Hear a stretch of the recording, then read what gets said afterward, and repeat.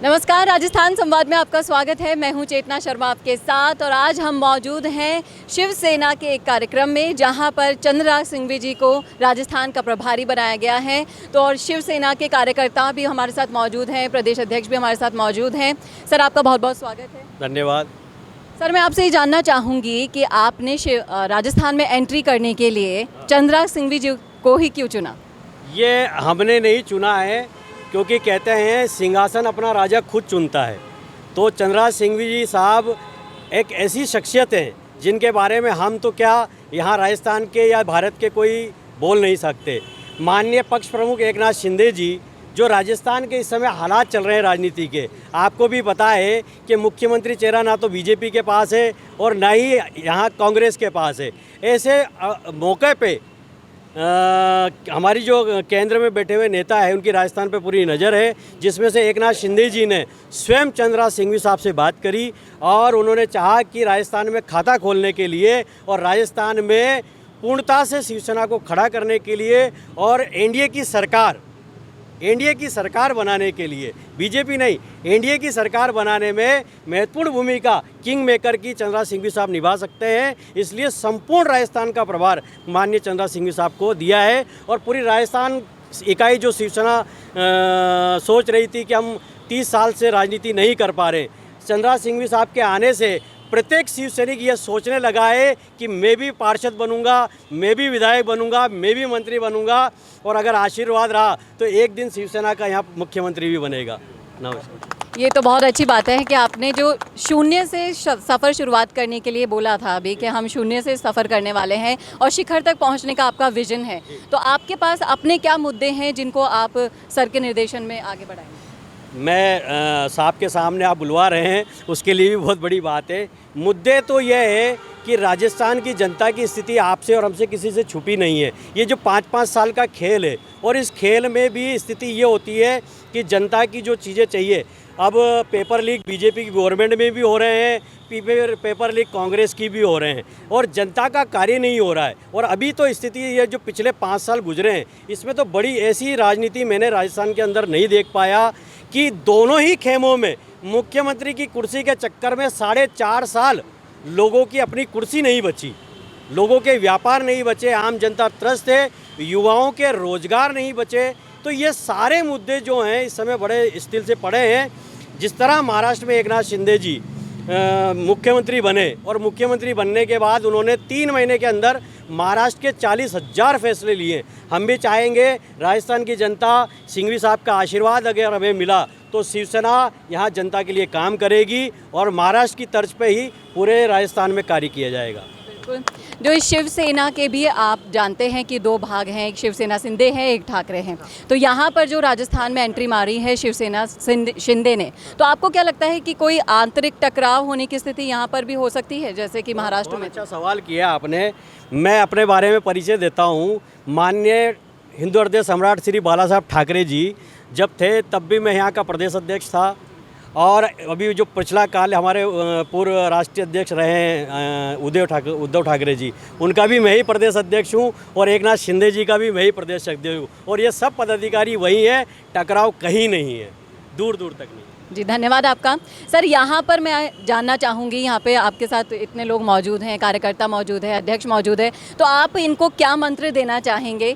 आप राजस्थान प्रभारी हैं इनके, तो मैं चाहूँगी कि आप कोई मंत्र दें इनको। पहली बात तो मैं इस बात को स्वीकार नहीं करता कि यहाँ पर शून्य में रही है शिवसेना।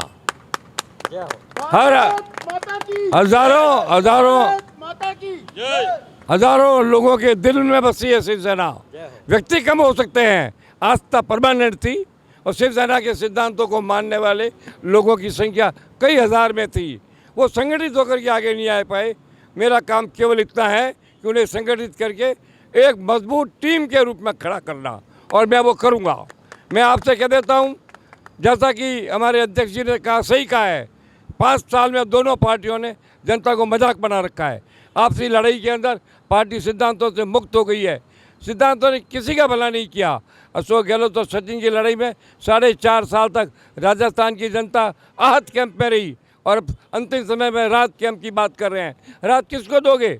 जो पूरा घायल है, पूरा आहत है, मरणासन्न जन समूह है, भिखारी जन समूह है, पेपर लीक का शिकार जन समूह है। उस जन समूह को अब आप आज के रूप में लाकर उनको टुकड़ा डाल करके भिखारी बन के उनसे वोट मांगना चाहते हो। इस शर्मनाक रवैये का हम लोग पूरी ताकत के साथ घर घर और गांव गांव में विरोध करेंगे। जहाँ तक भारतीय जनता पार्टी का, मेरे अध्यक्ष जी ने सही कहा है, चेहरा नहीं है। जब चेहरा नहीं होता है तो सेहरा नहीं बनता है। शरीर पर सेहरा नहीं, सेहरा तो चेहरे पर बनता है। हमें उम्मीद है कि आदरणीय नरेंद्र मोदी जी, जो विश्व के सबसे बड़े हिंदू सम्राट के रूप में, अंतर्राष्ट्रीय रूप में, जगत में बाला साहब ठाकरे के साथ अनंत सिद्ध AK सिंधिया साहब को लाए, बहुत सोच समझ कर फैसला किया है। इससे हिंदू ताकत, सनातन धर्म, राष्ट्रीयता, भारतीयता, अंतर्राष्ट्रीय क्षेत्र में भारत का सम्मान, ये सब बढ़ेगा और हमारा कोई विरोध नहीं है। हमने हमारे नियुक्ति पत्र में स्पष्ट कहा है, हम एक विचारधारा वाले लोगों के साथ सहयोग भी कर सकते हैं, लेकिन विचारधारा के बाद अगर व्यक्तित्व का टकराव हो तो हम टकरा भी सकते हैं। हमारा इच्छा रहेगी किसी भी हालत में अपीजमेंट करने वाली पार्टी का नामो निशान मिटा दें। जिन्होंने अपीजमेंट करके 72 साल तक हिंदुत्व का नुकसान किया, हिंदुत्व का अपमान किया, सनातन की मजाक उड़ाई, धर्म की मजाक उड़ाई, राष्ट्रीयता को मजाक माना, वो चिल्ला कर रहते थे कि कश्मीर में धारा हट गई तो कत्लेआम होगा बिना एक बूंद खून के। क्या हटी है ना? कहीं हुआ है क्या कत्लेआम? खून की बूंद भी निकली है क्या? इसलिए हम मानते हैं कि भारत के अंदर प्रधानमंत्री के रूप में नरेंद्र मोदी और राष्ट्रीय नेतृत्व के रूप में भारतीय जनता पार्टी के साथ संयुक्त संबोधन, मित्रता और सहयोग के साथ भारतीय जनता पार्टी का ये कर्तव्य है कि उनको आज जरूरत तो हमसे बात करें, हमें जरूरत होगी हम बात करेंगे। ये समान मित्रता का सौदा है। मित्रता तभी होती है, ताली एक हाथ से कभी नहीं बजती है, ताली दोनों हाथ से बजती है। वो ताली बजाना चाहेंगे, हम हाथ तैयार है, आगे उनकी इच्छा है। अब मैं आपसे कह देता हूँ, हम बहुत जल्द पवार साहब के साथ, इनकी टीम के साथ राजस्थान का दौरा शुरू करेंगे। कई जगह जाएंगे, हर जगह अच्छे देशभक्तों को ढूंढेंगे, ईमानदार लोगों को ढूंढेंगे, चरित्रवान दिखेंगे, राष्ट्रभक्ति वाले लोगों को ढूंढेंगे, देश को समझने वाले को ढूंढेंगे, अंतर्राष्ट्रीय विश्व में भारत का सम्मान बढ़ाने की जिनकी इच्छा उनको ढूंढेंगे और उनकी एक टीम खड़ी कर देंगे। वो टीम प्रांत के लिए होगी, यहाँ के 7.5 करोड़ जनता के लिए होगी, व्यक्ति विशेष के लिए नहीं होगी। जिस प्रकार कांग्रेस के अंदर व्यक्ति विशेष की राजनीति है, वो हमारी नहीं है। हमारी राष्ट्रवाद की, देशभक्ति की, सनातन की है और उससे हम कभी ये कदम डिगेंगे नहीं, कोई समझौता नहीं करेंगे।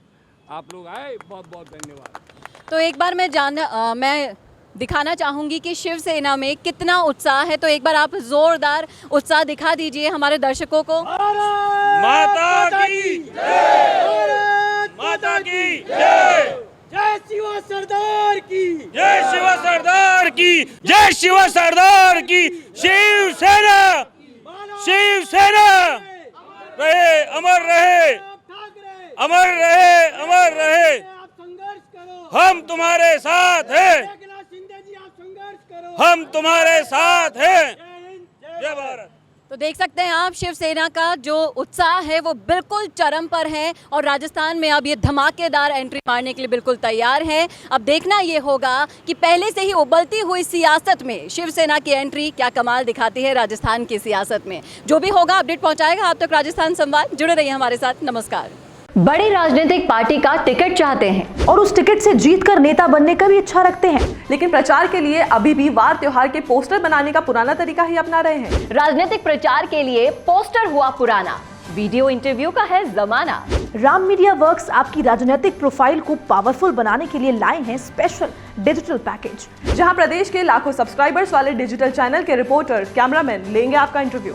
और वो उन चैनल्स पर प्रसारित होगा जिन्हें पहले से लाखों लोग सब्सक्राइब किए हुए हैं और जिनके करोड़ों में व्यूज है। तो छोड़िए पुराने तरीके, अपने इंटरव्यू, कैंपेन्स और इवेंट को कीजिए जमे जमाए चैनल्स के जरिए वायरल। ज्यादा जानकारी के लिए नीचे दिए हुए लिंक पर क्लिक कीजिए।